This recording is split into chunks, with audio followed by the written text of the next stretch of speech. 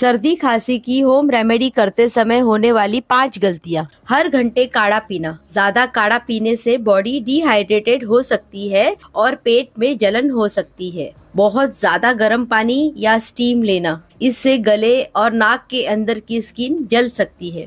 हर remedy एक साथ try करना। एक टाइम पे सिर्फ एक रेमेडी फॉलो करें, वरना बॉडी कंफ्यूज हो जाती है और रिजल्ट कम मिलता है। ठंड में तुरंत बाहर निकलना। गर्म रेमेडी के बाद ठंडी लगने से सर्दी बढ़ सकती है। डॉक्टर से कंसल्ट ना करना। अगर सर्दी खांसी 4 या 5 दिन से ज्यादा रहे तो डॉक्टर से जरूर मिले, वरना इन्फेक्शन हो सकता है।